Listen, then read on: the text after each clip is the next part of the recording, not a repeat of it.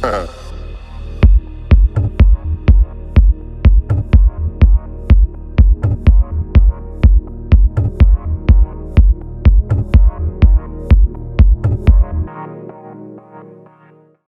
SHIFT project, an Erasmus Plus funded project that has been running since December 2019, so for 2 years now. I welcome you all to this final event of the SHIFT project. I said it before, we officially started, unfortunately, online and not in person. We decided on that change in the last week, so it was a very, very short notice change. And my name is Ruth Jacobi. I'm one of the 2 Secretaries General of the European Music Council. All our SHIFT partners are here with us today, and Caroline will introduce them to you in a short moment. I will just share very briefly a few ideas, a few thoughts about the beginning of this project, which actually was born from exchanges between secretaries generals and directors from cultural networks, European cultural networks, who used to meet in person for a kind of retreat to exchange on topics of leading such cultural networks, topics that we share, concerns that we have, and we felt that we all lack in training. We all want to bring about change. We want to bring about training for our networks, and we were totally lacking training for ourselves. So we decided to design training for ourselves and to look at very specific topics, as for example, leading such a cultural network, leadership of cultural networks, but also looking at the UN Sustainable Development Goals, at least 3 of them. And these are the main ideas that made us design this project. And I'm very happy now to pass the word to Caroline to explain us a little bit more about what SHIFT actually is. Thank you, Ruth, and a warm welcome from myself as well. I am, as Ruth said, the project officer of the European Music Council, and I've been working for the SHIFT project for the last years. And I will share my screen. Just give me a second.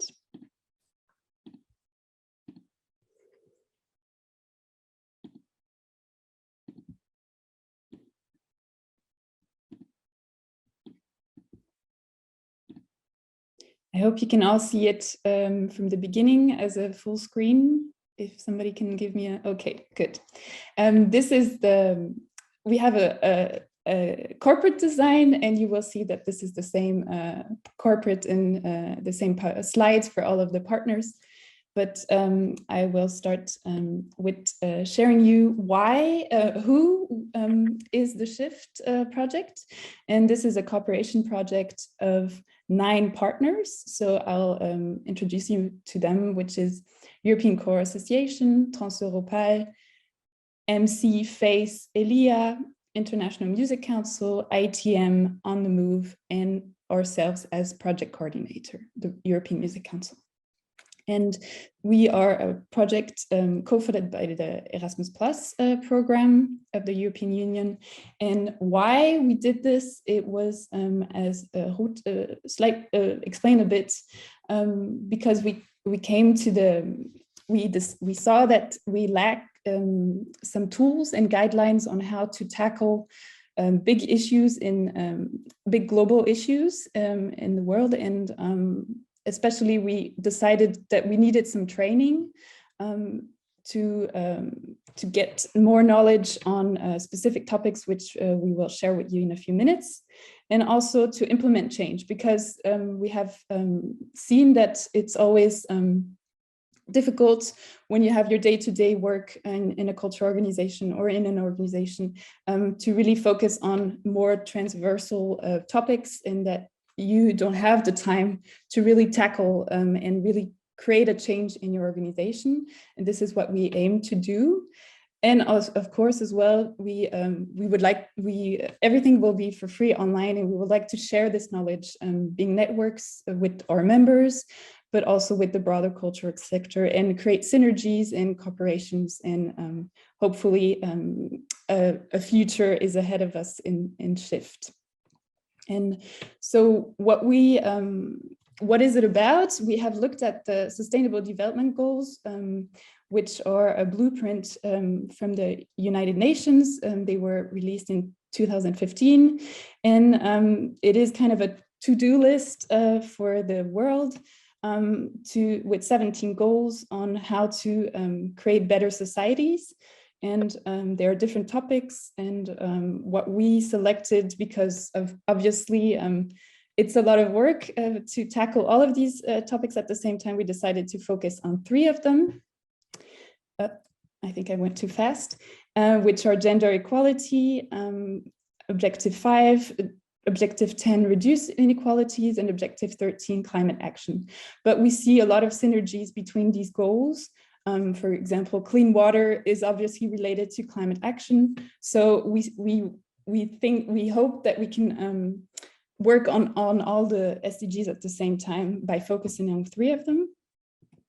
And what we have done since December 2019 until now is creating some gathering some resources and creating some online manuals and guidelines on the 4 topics. And now you're wondering why I'm talking about 4. It is because we have decided to see the 3 gender reduced inequalities and environmental sustainability under the lens of cultural leadership, and how we can create change as being leaders, and how we can be the leaders of this change. And this is why we also have this as a topic, kind of a hat topic, being above, but also inside all of the other topics. And I will just quickly introduce you to the 4 topics, because I'm sure you're just waiting to hear from our partners. And so cultural leadership is led by Transeuropal, and Ferouz Tamimi will be our speaker today. And she has been working on the topic since a year now. And now we will also have on environmental sustainability, Ilia has been leading the topic, and Maria Hansen will be our speaker today. And on gender and power relations, the topic leader was ITM, but they have worked in cooperation with many partners. Sorry, and Marie Le Sour will join Asa Richardsdottir. I'm sorry for maybe pronouncing not well your name, as speakers. And our final topic is reducing inequalities, and the topic leader was European Co-Association, and Sophie Dowden will let us introduce us to their work in the inclusion topic. And of course, all of the partners were part of this process, and even though there's a leader, it was a very cooperative work. And I'll just give the word now to my colleagues, but you can, of course, find all our resources for free on our SHIFT website, and also on the knowledge base website created by Transeuropal, artsmetric.com. And if you have any questions, please contact us, but I will let my colleagues now introduce you to their work. Hello, everyone. I am Maria Hansen from Ilia, and I'm going to present the output package on climate action. Just a quick introduction. I lead Ilia, which is a globally connected European network of higher arts education institutions, which means art universities, art academies, faculties of art practice. At universities, we are a European network, 265 members, 90% of which are in Europe. Our institutions cover about 300,000 students, so it's a large network of some significance, and we cover, which is significant, all disciplines of the arts, and try to be a platform for exchange and development for our membership, and we do that in all sorts of ways. This is the Ilia team. They were not selected for their stage presence, but they look really good, I think. So Ilia was working on the climate package, and this was really our call to action to work on capacity building for leaders and staff of cultural networks. And I think that's always a really important point to make, that we're not in first instance looking at our membership, which in my case is very large organizations with very large buildings and so on, and a very different challenge in terms of climate change than the cultural networks themselves have. And since all of us are addressed about it all the time by our membership as well, it was really important to take care of the work for ourselves as well. So this is where we started as on this journey 2 years ago, looking at what is the problem, why is it so significant to cultural organizations, and which points are so significant, what are some solutions that we can recommend. And very recently I've been doing some thinking, and the group has together about what we call the neurological shift. So what is the problem? I sense even now 2 years further that it's almost not necessary to talk about it anymore. This is a photo that was taken in Germany in July of this year, and you're all aware of the flooding that happened in all over Europe. And obviously we have a huge problem with the heating of the temperature rising all the time and too fast as it goes. This is all due to greenhouse gas emissions, and I'm just showing you a little bit of the statistics that were brought together, and some of the data that was brought together by our very first research on this.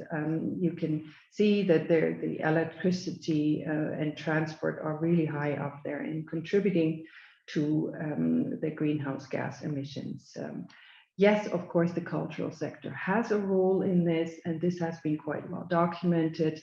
And in our annotated bibliography, that is certainly something that there's a lot of data on that available.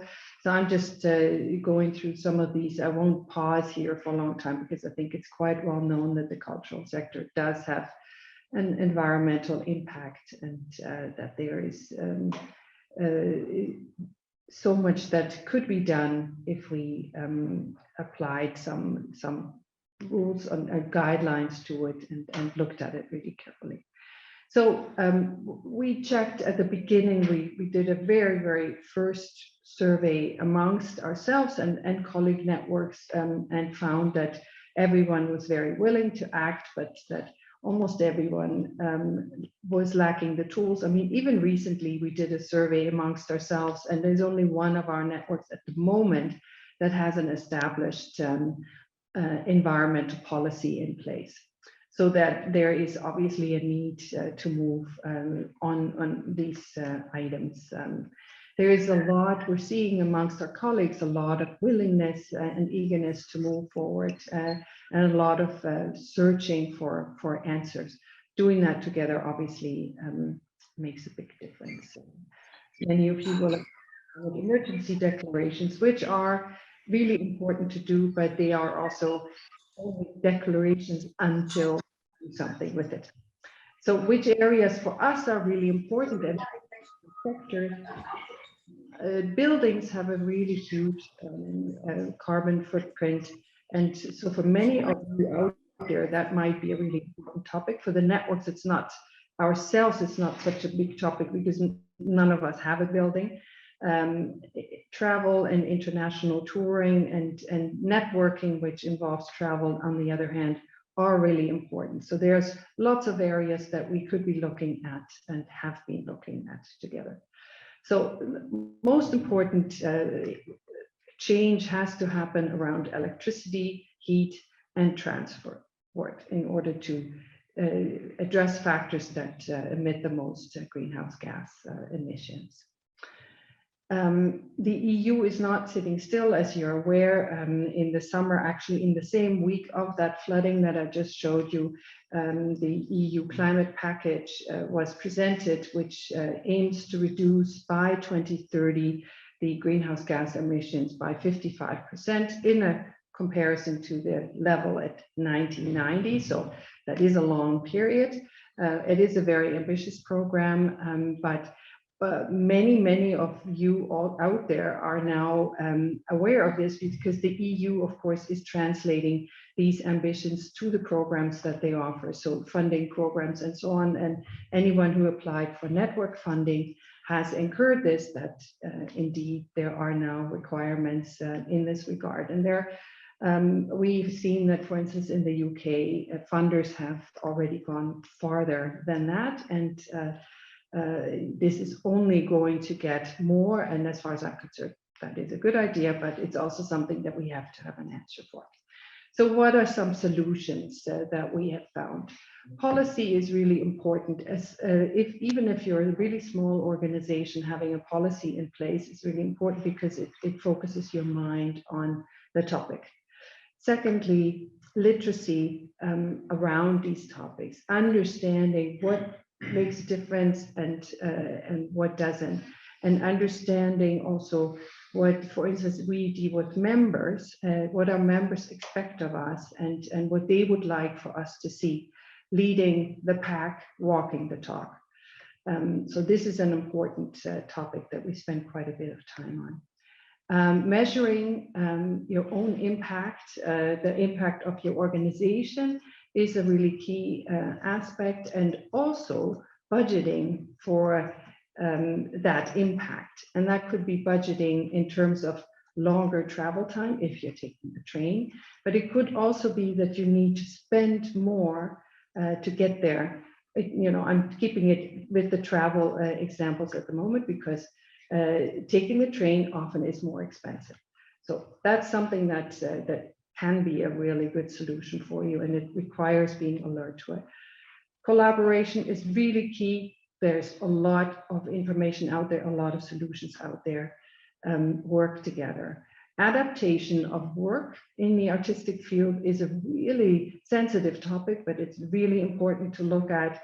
Do we still need to go touring all the time? How can work be done differently so that impact is lowered? This is a really important and sensitive topic that we found some colleagues really good at leading that conversation. And finally, introducing a sort of a rigor into the work by getting certified. Certification is something that some of us had some experience with in other cultural organizations. It really works like the accountant coming in and checking your finances. If you want to carry a certification, an eco-label, to call it that, you need to actually pass the audit, and that means you need to have taken the action. So this is something that we took very seriously, and I'll talk about that in a minute. We have, out of this output, quite a number of resources that are available to you, and perhaps one of the colleagues can just put this into the chat, but you can also find it on the website. We created a bibliography of 50 resources that are at your disposal that can be very interesting also beyond the network setting. We wrote a number of newsletters in this scheme that you'll find on the website. In the last one, we had interviewed Alison Tickle, who leads Julie's Bicycle. Many of you will be familiar with Julie's Bicycle. I thought that was a really interesting story that she had to tell, having worked in the field for 17 years. We also have, and Firuz didn't get the chance, but she will tell you about this wonderful resource that Trans-Europe Hall created for us, to put all these resources into a database that they are filling with a lot of useful information that we can all access, and Shift is making up a big part of that so far.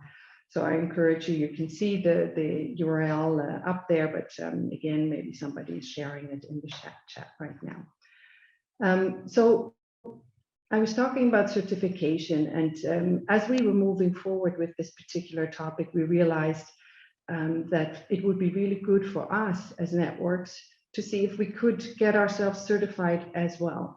And we looked at existing schemes. There's a whole fact sheet that we created around that, and we discovered that we are relatively specific. We don't own buildings, we travel all the time, we make our members travel all the time, and there isn't really any program that would work for us and that wouldn't be incredibly bureaucratic to get involved in. So since we still had a half a year, we decided we're going to see if we could create some guidelines for ourselves. And this is going to be our final outcome. We're not quite finished yet, but in the end, we are actually creating as Shift partners an eco-label specifically designed for cultural networks. We're working together with external experts so that we're not just saying something, but that it actually makes sense. This will be finished by the end of February. After that, we're working on creating a governance around it so that we can actually get ourselves audited.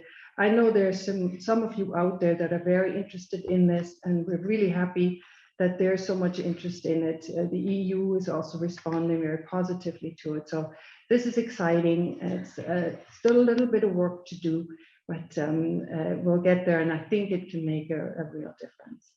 So the essence of what we've seen is that as individuals, but also as organizations, as sort of a shift, making a shift in how we work and how we look at even literally at Mother Earth and our being and being part of that is a really important part of it. You can't just sort of mitigate your impact and go on as you did before. A real change actually has to happen. So what that means, and actually all the Shift partners are doing that, are looking at travel, again, that example, trying to take the train. I mean, we have colleagues from Sweden that recently traveled all the way to Slovakia to do their meetings, which is almost impossible to do, but they did it, and it set a huge example. And my team has traveled from Amsterdam to Vienna during the night or during the daytime.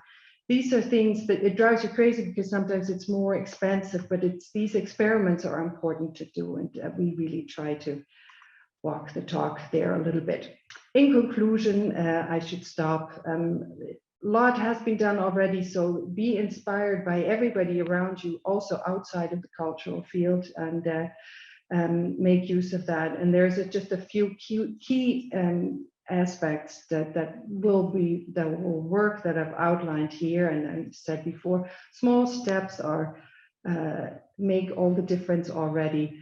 And in the end, introducing some policy and rigor into the work can make sure that you actually do it, and that in the end, of course, is what it's all about. Thank you.